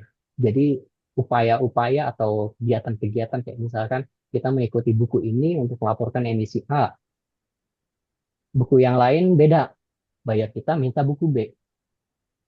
Misalkan buku bayar A mintanya GAG protokol, stock exchange dalam disclosure-nya minta pakai GHG protokol, ISSB, GHG protokol juga, tapi ada perusahaan lain minta pakai B, kayak ISO dan semacamnya. Ini sudah ada upaya untuk menstandarisasi framework dan sehingga memudahkan penggunaan, memudahkan organisasi-organisasi dalam melaporkan inventarisasi emisi gas mereka dan juga melakukan disclosure. Demikian. Oke. Pak Izu, terima kasih banyak atas jawaban-jawabannya. Untuk 2 pertanyaan terakhir, nomor 10 dan 11, saya persilakan Pak Bagja untuk memberikan tanggapan. Baik, terima kasih Bu Dania. Ini memang menarik ya, karena ada banyak terminologi platform-platform inisiatif yang saat ini bisa kita temui gitu di dalam kehidupan sehari. Seperti misalnya ya tentu saja ada GAG protokol, setelah itu ada ISO, standar ISO ya, 14064 family-nya, 123 gitu ya. Kemudian ada juga SBTI, kemudian ada juga voluntary carbon market yang tadi saya lihat juga ada di pertanyaan chat box ya. Dan tadi sedikit sudah disinggung oleh Izu terkait dengan kredit ini ya. Masing-masing sebetulnya rezim yang berbeda meskipun terkait satu dengan yang lainnya gitu ya. Pertama barangkali yang cukup sering ditanyakan yaitu adalah bagaimana hubungan antara GAG protokol dengan ISO family 14064 tadi gitu ya. pada dasarnya ISO dan GHG protokol itu uh, dua rezim standar yang berbeda gitu ya. Kalau dibilang mengacu satu dengan yang lainnya itu tidak pernah didefinisikan secara formal ataupun strict bahwa misalnya ISO mengacu ke GHG atau GHG mengacu ke ISO, tidak definisikan seperti itu ya. Tapi keduanya selaras dan kompatibel gitu ya. Uh, apa namanya GHG protokol itu asalnya adalah rezim akuntansi dan pelaporan emisi gas rumah kaca dari corporate pada skop 1, 2, dan 3. Sementara ISO atau International Standard International Organization for Standardization itu fokusnya kepada standarisasi global untuk keperluan verifikasi dan audit, karena di AG protokol tidak mengatur secara clear mengenai audit dan pembuktian seperti itu ya. ISO lahir pada saat GHGP atau pada saat Greenhouse Gas Protocol sudah menjadi norma global ya pada tahun 2005 pada karena ISO. Sehingga pada saat itu didesain bahwa ISO tetap harus bisa dalam tanda kutip berbicara bahasa yang sama dengan GHG protokol dan keduanya bisa interoperable. Dalam prakteknya prinsip seperti relevansi, kelengkapan, konsistensi, transparansi, akurasi itu cukup identik gitu ya. Definisi dan bagaimana boundary ditetapkan, kemudian metodologi perhitungan juga itu bisa dipertukarkan gitu ya. Memang beda peruntukannya gitu, yang dua itu, yang ini memang core untuk accounting gitu, yang satu untuk kebutuhan verifikasi di mana ISO kemudian menggandengkan 14064 itu dengan ketentuan-ketentuan audit lainnya yang dimiliki oleh ISO gitu ya. Nah, tahun 2025 partnership-nya sebetulnya sudah semakin baik dan apa namanya dalam waktu dekat barangkali Bapak dan Ibu bisa akses di websitenya GHG Protokol. Itu akan ada webinar untuk kelanjutan partnership antara ISO dengan GHG Protokol. Meskipun sejauh ini sampai 2025 kemarin, LSRS, itu masih di luar skop diskusi antara ISO dengan GHG Protokol, tapi sepertinya sih ke depannya akan masuk untuk proses alignment gitu ya. Sama juga dengan pertanyaan terkait dengan apa namanya tadi yang voluntary carbon market, mohon maaf menambahkan dari yang Pak Izu tadi sudah jelaskan bahwa voluntary carbon market seperti Vera, Gold Standard dan lainnya itu juga berasal dari rezim yang berbeda gitu ya. Tapi kedua-duanya tidak apa namanya bertentangan gitu, dalam artian cara memahaminya itu bahwa GHG protokol itu adalah standar accounting emisi, sedangkan voluntary carbon market seperti Vera atau Gold Standard itu adalah bagaimana apa namanya financing karbon itu kreditnya itu diperjualbelikan gitu. Jadi kalau GHG protokol digunakan untuk menghitung emisinya gitu ya. Setelah tahu total emisi dari satu organisasi, perusahaan atau apa, maka dia akan tahu bahwa dia itu posisinya seperti apa, surplus atau minus lah gitu ya. Dan ini kemudian dia bisa tutup dengan membeli kredit di VCM gitu. Dan di GHG protokol tidak secara clear mengatur mengenai jual beli kredit, baselining dan sebagainya gitu, leakage dalam keperluan voluntary carbon market itu tidak diatur. Itu monggo diaturnya oleh voluntary carbon market. Tentu saja kalau VCM itu hanya bisa nanti berjalan perjualbelikan ketika perhitungan emisi di satu unit manajemen sudah ketahuan toh dia itu defisit atau surplus, sehingga dia perlu membeli carbon credit apa tidak gitu. Nah, perhitungan status satu entitas itu surplus atau minus, nah itu menggunakan GHG protokol gitu. Jadi kedua-duanya tidak saling menggantikan, tapi saling komplementari berasal dari rezim dan penggunaan yang berbeda. Barangkali lanjut ke pertanyaan nomor berapa? 11 ya, next, Bu Dania. Kapan standar LSS mulai berlaku dan apa yang harus dilakukan perusahaan sekarang untuk mempersiapkan diri gitu ya.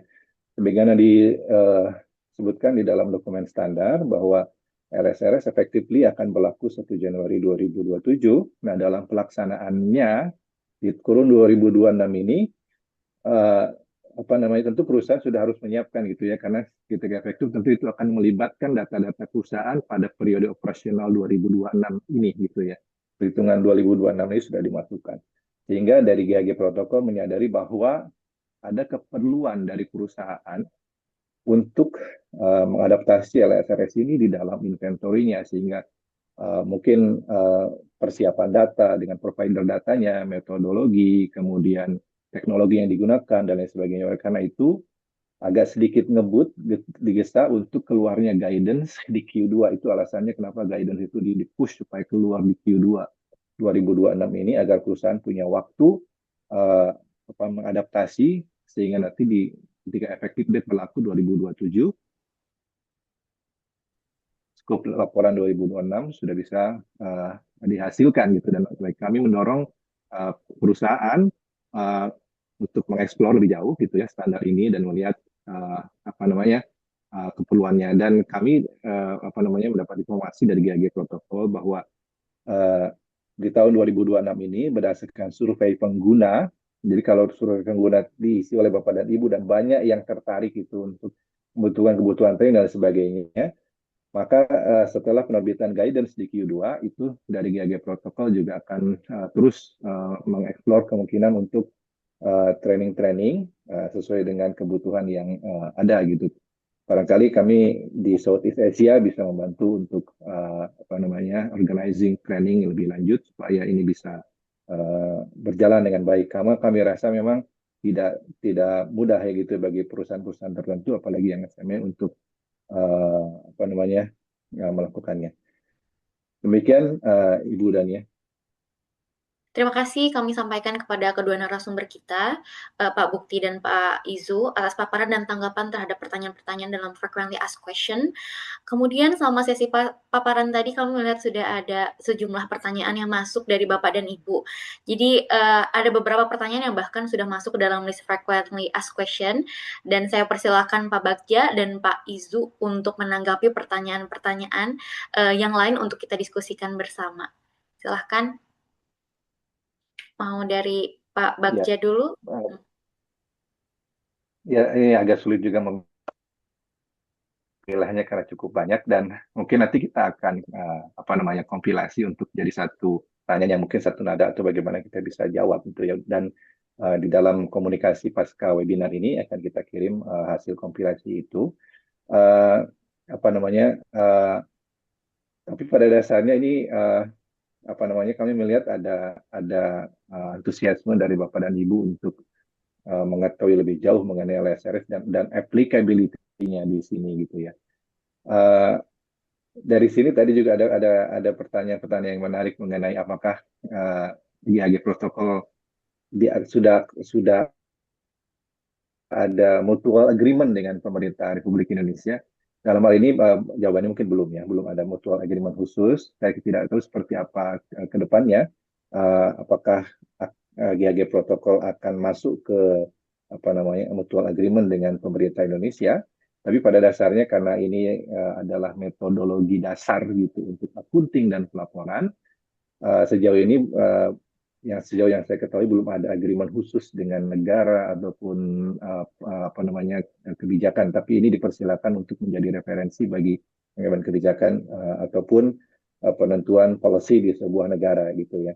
Karena ini sangat netral dan agnostik terhadap sistem politik ataupun kebijakan gitu ya.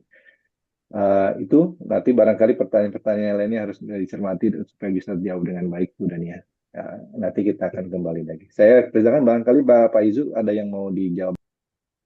Mungkin secara umum ya, terima kasih Mbak Dania. Terkait dengan removals, ya removals harus terpisah antara misalkan scope 1 removal dan scope 3 removal. Scope 3 ini kan banyak kategori ya. Ada kategori yang berasal dari misalkan removal yang dilakukan oleh supplier kita. Satu, nanti itu terpisah. Kategori 1, kategori 15 investment, kategori franchise, dan semacamnya itu nantinya terpisah. Terus kemudian, apakah yang memasuk ketika kita membicarakan removals di sini, karena janji protokol, dari janji protokol sendiri, menyebutkan bahwa jika itu berkaitan dengan hutan atau area konservasi, bisa dilaporkan di dalam skop 1 ataupun skop 3, tetapi metodologinya harus tertulis secara jelas. Metodologi bagaimana perhitungan itu muncul di situ. Tapi syarat-syarat balik lagi ke syarat-syarat utamanya ya. Adjacent, proximate, ada hubungan secara langsung dengan area produksinya, ada hubungan fungsi ya, misalkan pelindung ataupun area konservasi itu untuk memperkaya serangga penyerbuk gitu, ataupun buffer sungai ada fungsinya dengan area produksi bisa Bapak Ibu. Terus kemudian yang berkaitan dengan requirement 17 berkaitan dengan biofuel. Requirement 17 ini hanya berlaku untuk biofuel hanya berlaku untuk biogenic product non waste. Jadi kalau yang pathway-nya atau berasal dari waste atau berasal dari byproduct itu tidak dimasukkan tidak berlaku dalam kategori requirement 17 terkait dengan produk biogenic CO2 emissions. Lalu berkaitan dengan land carbon leakage ketika perusahaan memproduksi biofuel dan juga menggunakan biofuel. Nanti perlakuannya seperti apa? Nah, perlakuannya ini akan berbeda. Pertama, ketika kita menggunakan biofuel, kita harus menempelkan land carbon leakage ke biofuel yang kita gunakan.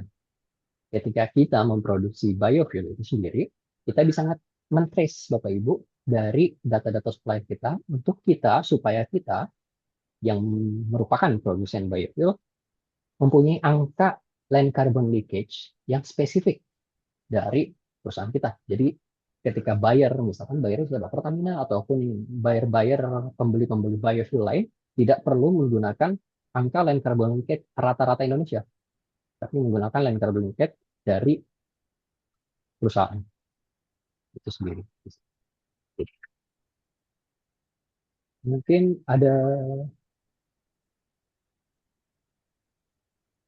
Mungkin dari saya sudah atau ada lagi kira-kira? Baik, kita sambil cek chat yang ada di kolom ini ya, kolom Zoom ya. Berarti untuk skema VCM yang tidak mengeluarkan metode perhitungan sendiri seperti Plan Vivo itu tadi sudah dijelaskan oleh Pak Bagja ya. Kalau GHG protokol, terutama land sector and removal, tidak memiliki metode perhitungan sendiri seperti Plan Vivo. Gitu. Kemudian yang tadi ditanya oleh Mas Ihsan Rosyadi juga, terkait perusahaan berbasis perkebunan juga memiliki pabrik biodiesel yang masih biofuels, tadi barusan sudah dijawab juga ya, itu kita sambil checklist pertanyaan-pertanyaannya aja. Terus kemudian yang dari Pak Rifki, apakah carbon stock di area konservasi diizinkan untuk dimasukkan dalam perhitungan carbon removal? Tadi juga sudah sedikit dibahas ya Pak Izo ya, terkait removal. Kemudian ini juga pertanyaan di chatbox dari Pak Ardi First Resources mengenai waktu mulai berlakunya perlaporan data ini. Tadi juga ada di pertanyaan nomor 11 dari frequently asked question ya, kapan standar LSRR mulai berlaku gitu. Apakah sudah wajib diterapkan? Ini juga tadi sudah dijawab. Kemudian ada juga yang dari Google Form ya. Google Form ada 2 orang mengajukan pertanyaan. Pak Azad Sudrajat, izin saya bacakan juga pertanyaannya di sini. Apakah penerapan linear discounting 20 tahun dalam perhitungan emisi land use change berlaku di seluruh kategori tutupan lahan, baik kategori hutan dan non-hutan? Oke, mungkin saya jawab ya. Kategori land use change itu mencakup keseluruhannya. Ketika terjadi konversi lahan dan ketika konversi lahan tersebut menghasilkan stok karbon yang berkurang, baik di biomasa atas, biomasa bawah, tanah, itu masuk ke dalam perhitungan land use change. Angka assessment period 20 tahun itu nanti bergantung kepada angka assessment period, bergantung pada periode planting dan juga rotasi tanamannya. Gitu sih. Baik, karena waktunya kita terbatas, Kami berterima kasih banyak atas partisipasi aktif dari Bapak dan Ibu yang hadir hari ini. Dari kami, WR Indonesia, kami juga akan kompilasi data-data di luar dari frequently asked question dari Bapak dan Ibu. Kemudian pertanyaan-pertanyaan tersebut mungkin akan kami kirimkan ke email Bapak dan Ibu. Dan mungkin saat ini kita akan masuk ke sesi terakhir ya untuk penutupan.